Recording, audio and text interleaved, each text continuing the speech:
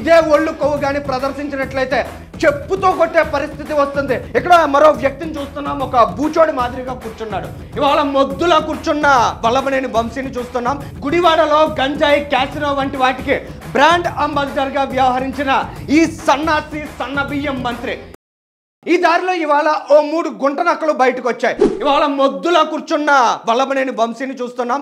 ఈ press meet ఆశాంతం starting నుంచి ending దాకా కనీసం నోరెత్తినటువంటి వ్యక్తి వల్లభనేని వంశీ.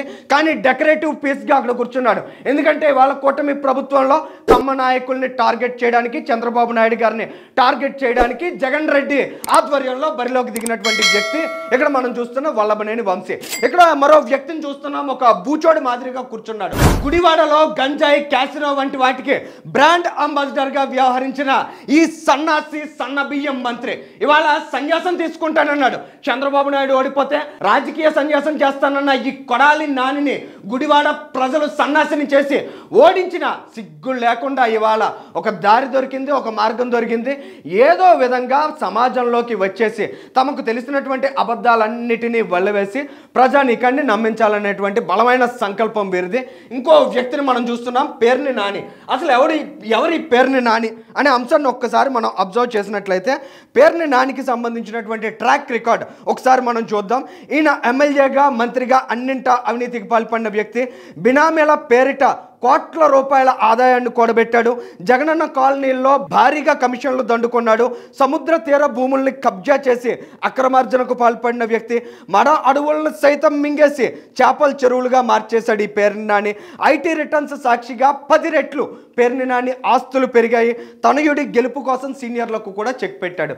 ఇంత చేసినా కూడా ఘోరంగా కృష్ణా జిల్లా ప్రజలు చీకొట్టారు. అసలు ఇవాళ ప్రెస్ మీట్లో వీరేం మాట్లాడారు అనే విషయాన్ని ఒక్కసారి అబ్జర్వ్ చేసుకుంటే ప్రతి ఒక్కరూ కూడా వీరిని ఛేదరించుకునేటువంటి పరిస్థితి వస్తుంది.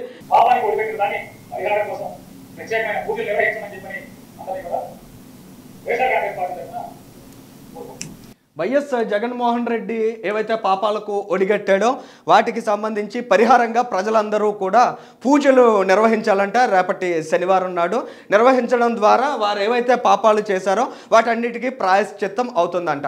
ఇదే కదా పేర్ని నాని చెప్పినటువంటి కంటెక్స్ట్. కానీ దీనికి ఆయన అంతకు ముందు ఇచ్చినటువంటి వివరణ ఏంటంటే ఆంధ్రప్రదేశ్ రాష్ట్రంలో ఇవాళ వీళ్ళు చేసినటువంటి చండాలమైన పనులు ఏవైతే ఉన్నాయో వాటిని ప్రస్తుత కూటమి ప్రభుత్వం బయట పెట్టింది కాబట్టి బయట పెట్టడం అనేది మహాపాపం అంట.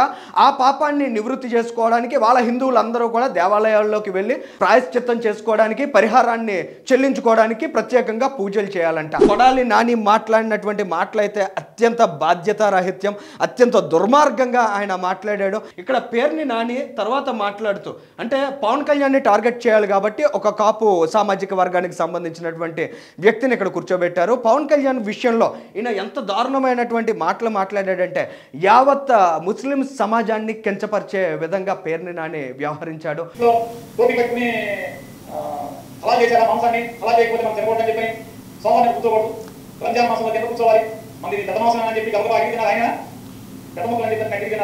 పేర్ని నానికి ఎంత కొవ్వు పట్టిపోయింది, ఎంత బలిసి కొట్టుకుంటున్నాడు అనే విషయం ఈ కంటెక్స్ట్ మనం వింటే చాలా క్లియర్గా అర్థమవుతుంది కదా.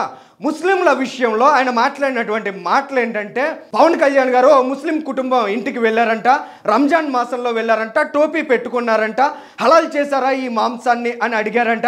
అక్కడ పెద్ద పీసులేనా ఇవి అని కూడా పవన్ కళ్యాణ్ గారు అడిగారంట.